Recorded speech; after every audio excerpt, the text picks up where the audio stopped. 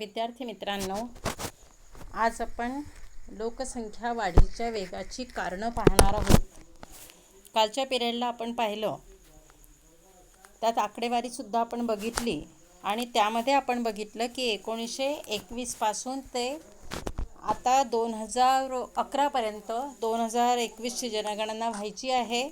तर 2011 पर्यंत लोकसंख्या जलद गतीने वाढत आहे. असा एकही काळ दिसला नाही की लोकसंख्या ही कमी झालेली आहे. लोकसंख्या वाढ ही वेगानेच होत आहे.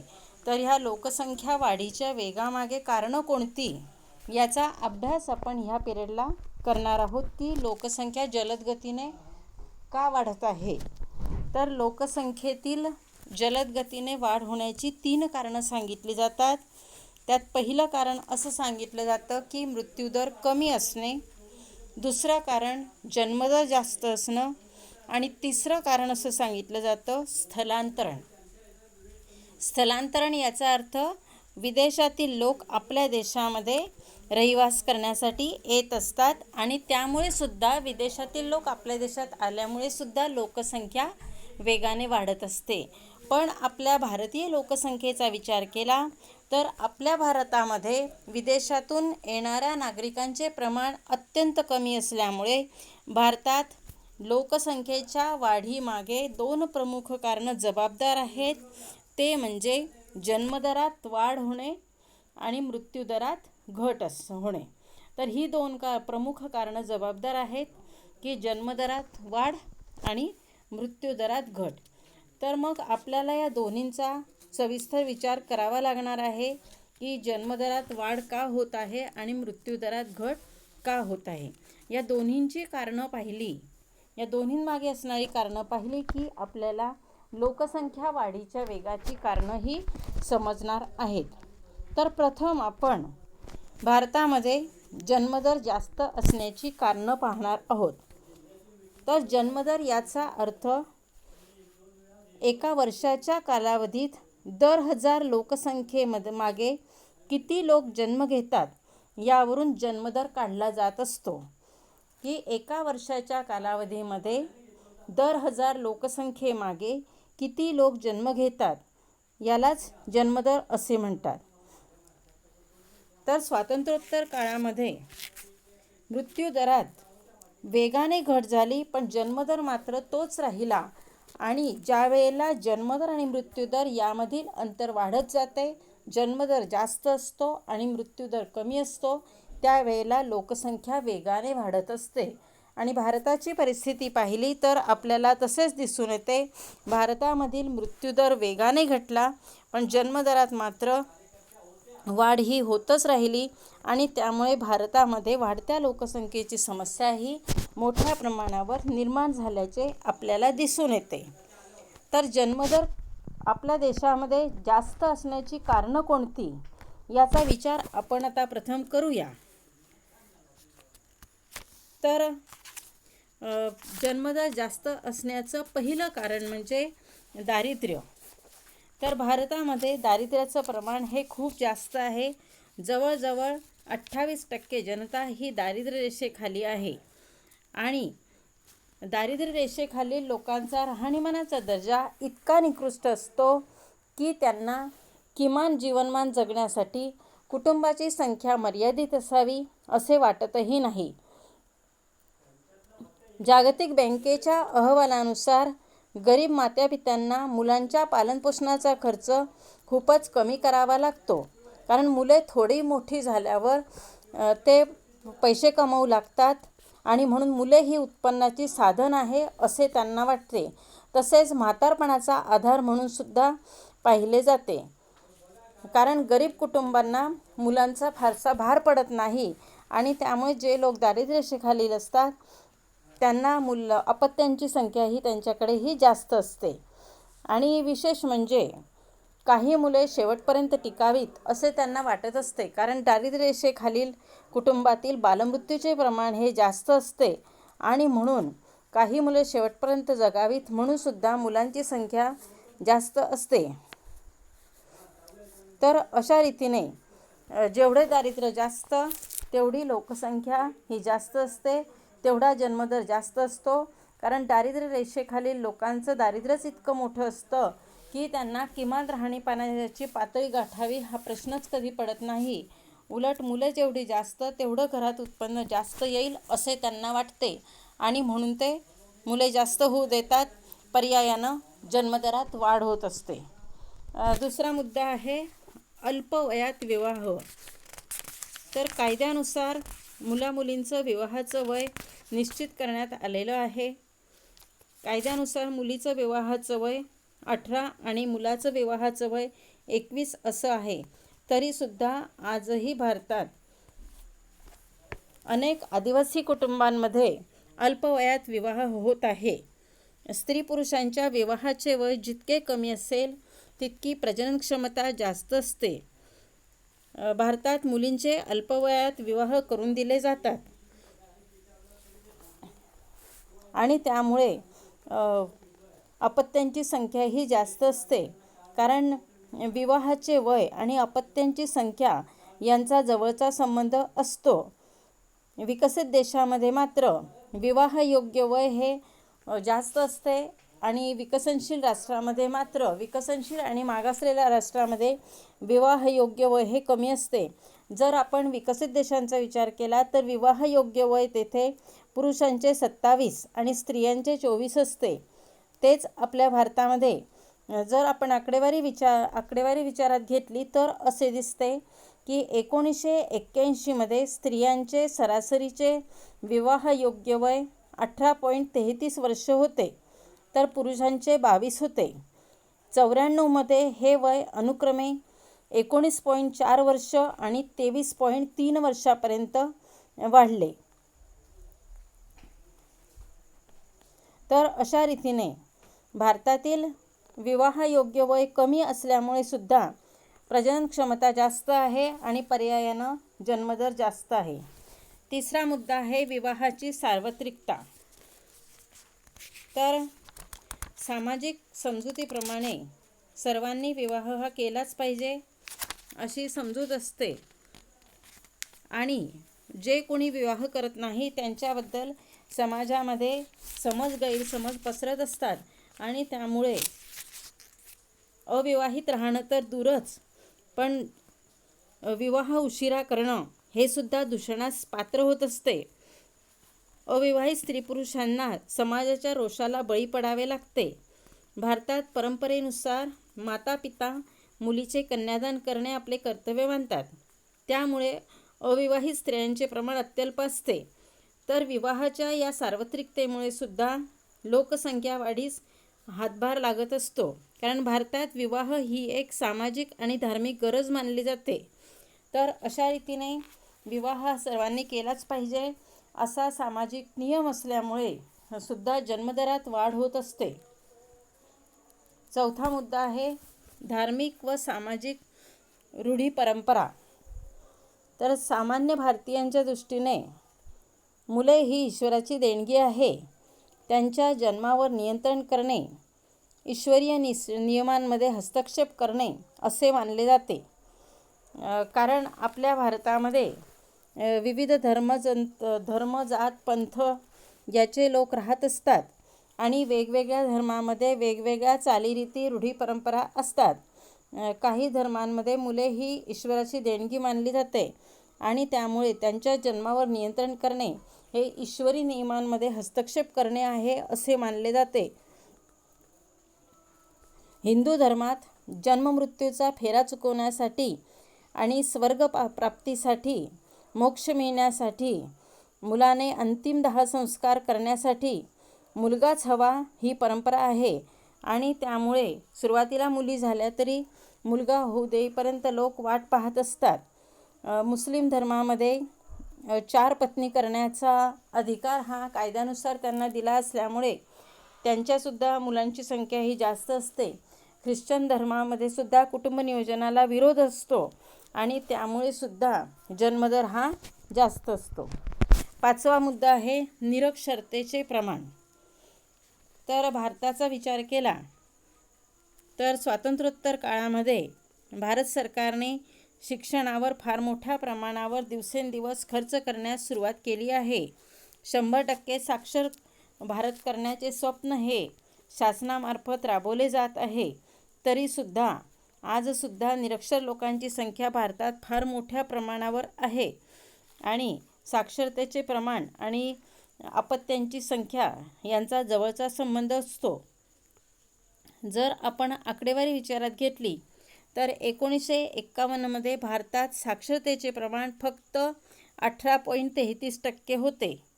यात पुरुष साक्षरतेचे प्रमाण 27.16%, तर स्त्रियांच्या साक्षरतेचे प्रमाण फक्त 8.86 होते. जेवढे निरक्षरता जास्त तेवढे अंधश्रद्धा जास्त असते, दैववादीपणा जास्त असतो, त्यामुळे जन्मदर हा जास्त राहतो. भारतीय राष्ट्रीय नमुना पाहणीनुसार स्त्रियांचे शिक्षण आणि त्यांना झालेली अपत्य यांचा जवळचा संबंध असतो असे दिसते. तर जसजसे शिक्षण वाढत जाते तसतसे मुलांची संख्या कमी होत जाते. तसेच शिक्षण जसजसे वाढत जाते तसतसे विवाहाचे वयसुद्धा वाढत असते आणि त्यामुळे साक्षरतेचे प्रमाण आणि अपत्यांची संख्या यांचे जवळचा संबंध आहे असे राष्ट्रीय नमुना पाहणीला आढळून आलेले आहे. आणि भारतामध्ये निरक्षरतेचे प्रमाण हे जास्त असल्यामुळे सुद्धा जन्मदर हा जास्त असल्याचे दिसून येते. 6वा मुद्दा, एकत्र कुटुंब पद्धती. भारतातील ग्रामीण भागात आजही एकत्र कुटुंब पद्धती टिकून आहे. एकत्र कुटुंब पद्धतीमध्ये सर्वांचा खर्च एकत्रित होतो आणि त्यामुळे कुणालाही अपत्यांची संख्या जास्त असली तरीसुद्धा काही वाटत नाही आणि त्यातूनही जन्मदर हा जास्त असतो. तर अशा रीतीने एकत्र कुटुंब पद्धतीचा सुद्धा परिणाम जन्मदर जास्त असण्यावर होत असल्याचे दिसून येते. कारण एकत्र कुटुंब पद्धतीत एकत्र खर्च होत असल्यामुळे कुणालाही कुटुंब मर्यादित ठेवावे, अपत्यांची संख्या कमी करावी असे वाटत नाही आणि त्यातूनही जन्मदर हा वाढत जातो. पुढचा मुद्दा आहे भारतातील हवामान. भारतातील हवामानाचा विचार केला तर भारतातील हवामान हे उष्णकटिबंधीय आहे. उष्ण हवामानामध्ये मुलामुलींचे वयात येण्याचे प्रमाण हे लवकर असते. त्या मानाने थंड हवामानाच्या प्रदेशामध्ये मात्र मुलामुलींचे वयात येण्याचे प्रमाण हे उशिरा होत असते. आणि भारतातील उष्ण हवामान लक्षात घेता मुलांचे वयात येण्याचे प्रमाण आणि मुलींचे वयात येण्याचे प्रमाण हे लवकर वयात येत असल्यामुळे प्रजनन क्षमताही वाढते आणि त्यातून सुद्धा जन्मदर हा वाढत असतो. तर अशा रीतीने भारतातील उष्ण हवामानामुळे मुली ही वयात लवकर येतात आणि वयात लवकर आल्यामुळे त्यांचे विवाहसुद्धा लवकर होतात. त्याचप्रमाणे प्रजनन क्षमता ही जास्त असते आणि प्रजनन क्षमता जास्त असल्यामुळे सुद्धा जन्मदर हा जास्त असतो. पुढचा मुद्दा आहे बालमृत्यूदर जास्त.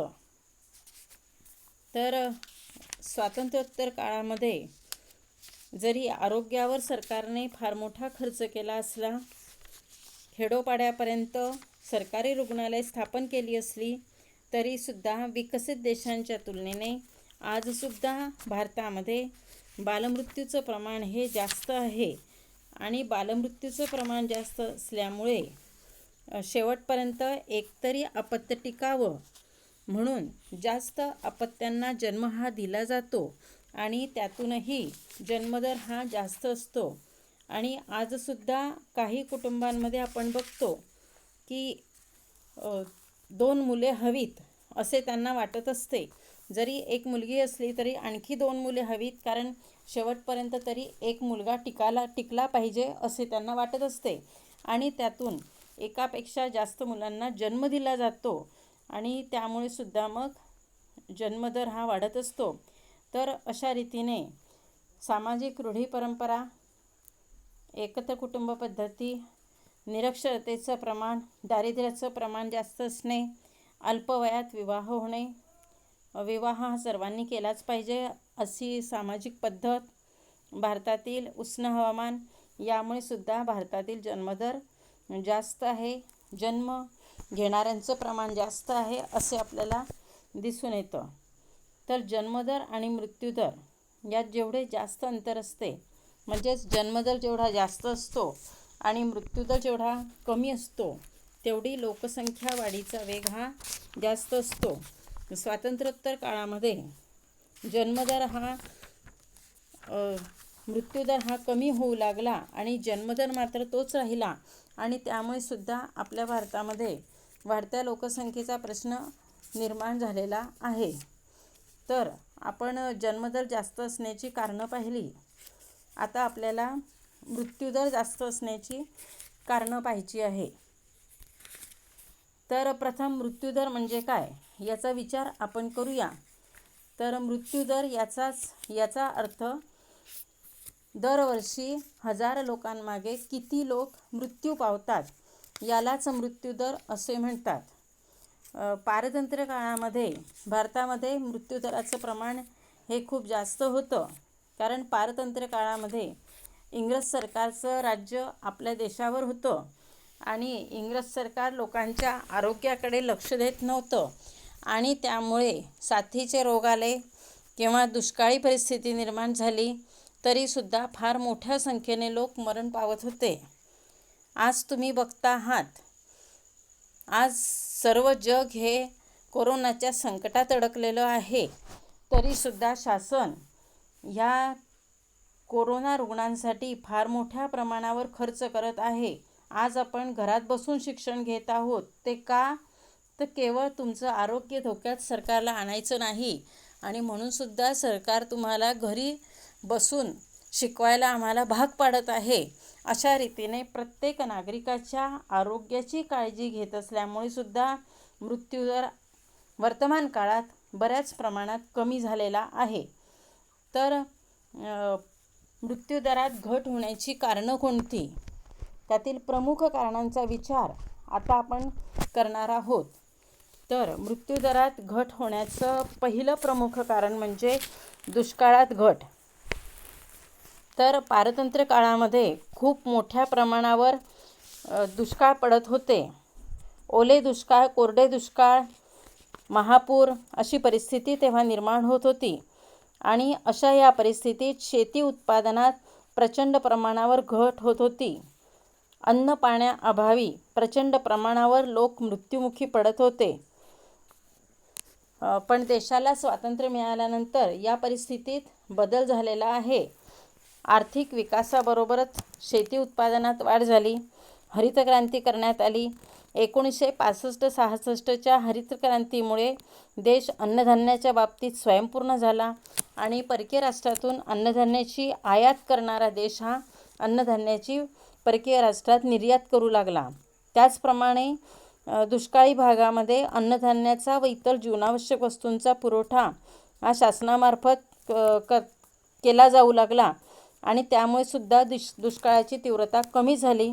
जरी दुष्काळ पडला तरीसुद्धा लोकांना अन्नधान्य हे वाजवी किमतीत प्राप्त करण्याचा प्रयत्न हा सरकार करू लागले. त्याचप्रमाणे मोठ्या नद्यांवरील धरणांमुळे पुरांचे प्रमाण कमी झाले. नाहीतर स्वातंत्र्यपूर्व काळामध्ये महापुरांमुळे सुद्धा खूप मोठे शेतीचे नुकसान होत होते. पण स्वातंत्र्य मिळाल्यानंतर नद्यांवर धरणं बांधण्यात आली, पाणी अडवण्यात आलं आणि त्यामुळे सुद्धा महापुराचा त्रास जो जनतेला होतो तो कमी झालेला आहे. तर अशा रीतीने संभाव्य धोके लक्षात घेऊन दुष्काळाची तीव्रता कमी करण्यासाठी शासनामार्फत अनेक उपाययोजना करण्यात येऊ लागल्या आणि त्यामुळे जीवित हानी आणि वित्तीय हानी कमी होऊन मृत्युमुखी होण्याचं प्रमाण हे कमी झालेलं आहे. म्हणजेच पारतंत्र्य काळामध्ये दुष्काळामुळे लोक अन्न मिळत नव्हतं आणि अन्न पाण्या वाचून अनेक लोक मृत्युमुखी पडत होते. पण शासन आता तशी वेळ कुणावरही येऊ देत नाही.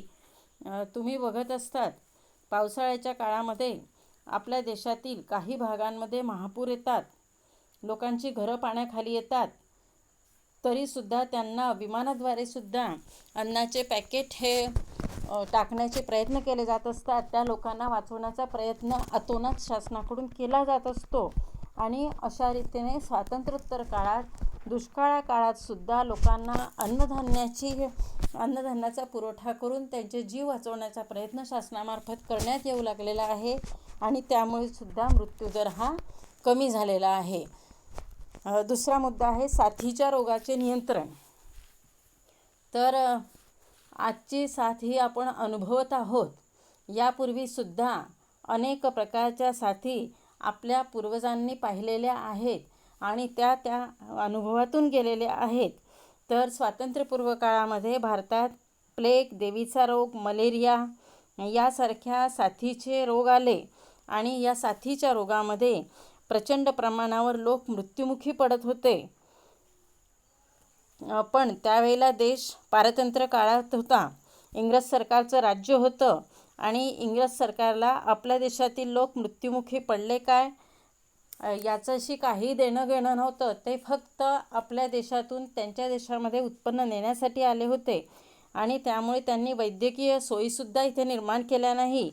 पण देशाला स्वातंत्र्य मिळाल्यानंतर आरोग्याच्या सोयी निर्माण करण्यात आल्या. शासनाच्या सामूहिक प्रयत्नांमुळे जे काही ह्या प्लेग, देवीचा रोग, मलेरिया यासारख्या ज्या साथी आल्या होत्या त्यांचे उच्चाटन करणे शक्य झाले. ग्रामीण भागापर्यंत शासनाने वैद्यकीय सुविधा या स्थापन केल्या. प्राथमिक आरोग्य केंद्र निर्माण केले. तालुका आणि जिल्हा पातळीवर शासकीय रुग्णालय उभारण्यात आली. खाजगी वैद्यकीय सेवेचा सुद्धा मोठ्या प्रमाणावर विस्तार झाला आणि या सर्व गोष्टींमुळे साथीच्या रोगांचं नियंत्रण होणं शक्य झालं. तर अशा रीतीने पारतंत्र्य काळामध्ये साथीच्या रोगांमुळे देवी, मलेरिया, प्लेग अशा काही ज्या साथी आल्या त्या साथींमुळे मोठ्या प्रमाणावर लोक मृत्युमुखी पडत होते. TB सारख्या आजारामध्ये सुद्धा अनेक लोक त्यावेळेला मृत्युमुखी पडले होते. पण देशाला स्वातंत्र्य मिळाल्यानंतर मात्र ग्रामीण भागापर्यंत आरोग्यसेवा पुरवण्यात आल्या. घराघरात जाऊन आरोग्यसेवा ह्या पुरवल्या जात आहे. आजसुद्धा आपण बघतो की कोरोनापासून बचाव करण्यासाठी शासनाकडून अगदी घरी जाऊनसुद्धा लोकांचं चेकिंग केलं जात आहे आणि कोरोना रुग्ण हे शोधण्याचे कार्य चालू आहे की कोरोनाची जी साथ आहे त्या साथीत आपल्या देशातील नागरिक जास्त बळी पडू नये अशी शासनाची अपेक्षा आहे.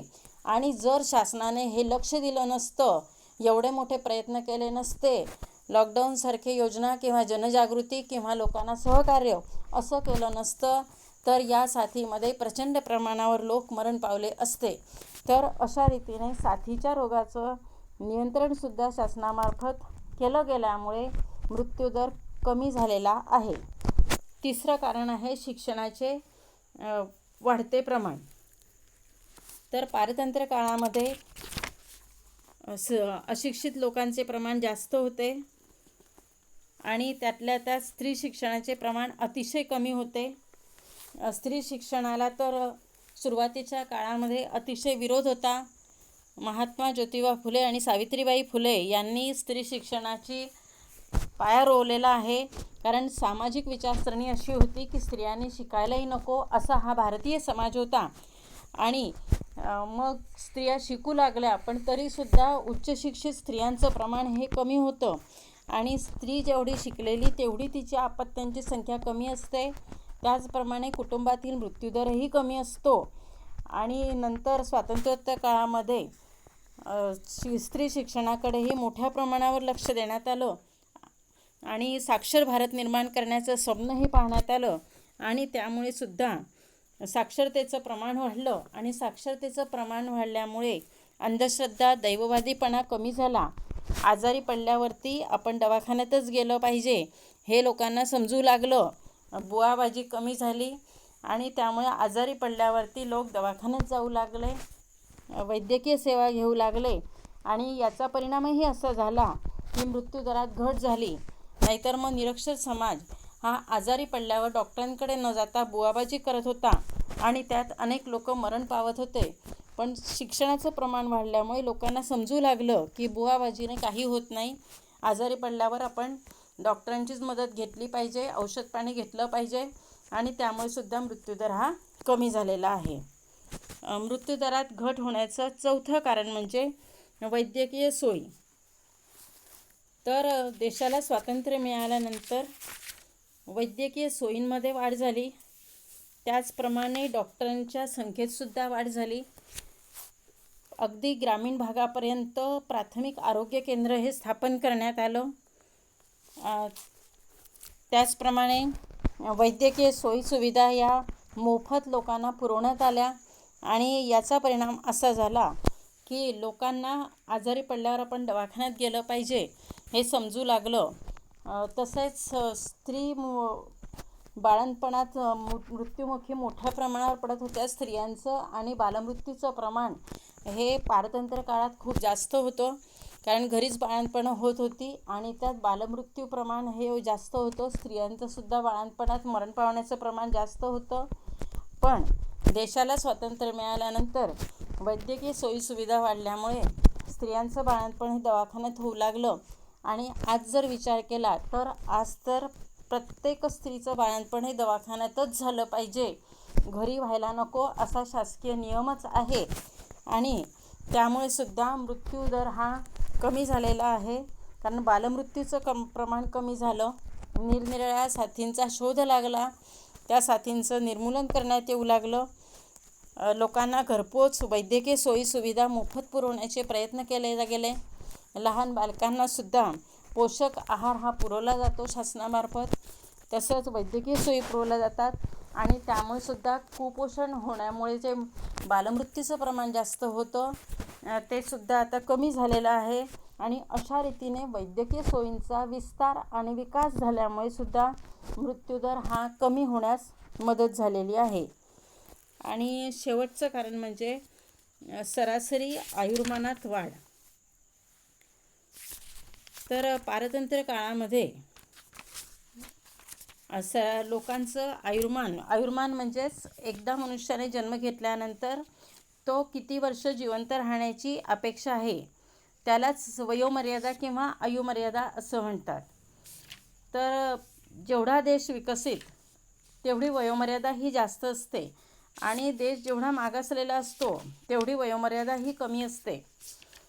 जर आपण भारताचा विचार केला तर भारतामध्ये पारतंत्र्य काळामध्ये वयोमर्यादासुद्धा कमी होती आणि देशाला स्वातंत्र्य मिळाल्यानंतर शासनाकडून अनेक वैद्यकीय सोयीसुविधा पुरवण्यात आल्या. त्याचप्रमाणे नागरिकांचं उत्पन्न वाढलं, राहणीमान, आपला आहार, आरोग्य हा उत्तम असावा हे नागरिकांना कळलं आणि त्याचप्रमाणे शासनाकडून सुद्धा लोकांना आरोग्यावर आणि आहारावरती शासनाकडून सुविधा पुरवण्यात आल्या आणि त्याचा परिणाम असा झाला की लोकांची वयोमर्यादा वाढण्यास मदत झाली. तरीसुद्धा विकसित राष्ट्रांचा विचार केला तर भारतीयांची वयोमर्यादा आजही आपल्याला कमी असल्याचं दिसून येतं. पण वयोमर्यादा वाढल्यामुळे मृत्यूदर हा कमी झालेला आहे. वयोमर्यादा याचाच अर्थ मनुष्य जन्माला आल्यापासून तो किती वर्ष जगण्याची अपेक्षा आहे. तर आज जर विचारात घेतलं तर आज आपल्या भारतामध्ये वयोमर्यादेचा आकडा हा 63 असा आहे आणि तो पारतंत्र्य काळामध्ये 50-52 पर्यंतचा होता. आणि अशा रीतीने वैद्यकीय सोयीसुविधा पुरवण्यात आल्या, आहार आरोग्यावर मोठ्या प्रमाणावर खर्च केला, शासनाकडून उत्पन्न वाढीचं धोरण आखण्यात येऊ लागलं. दर 10 वर्षांनी वेतन आयोगाची निर्मिती करून महागाई भत्त्यातील वाढीप्रमाणे लोकांच्या वेतनात वाढ करण्याचं शासन धोरण राबवतं. आणि याचा परिणामही असा झाला की लोकांचं आरोग्याचा दर्जा सुधारला, त्यांचा राहणीमानाचा दर्जा उंचावला आणि यामुळे सुद्धा त्यांची वयोमर्यादा वाढण्यास मदत झाली. आणि वयोमर्यादा वाढल्यामुळे सुद्धा साहजिकच मृत्यूदर हा कमी झाल्याचं आपल्याला दिसून येतं.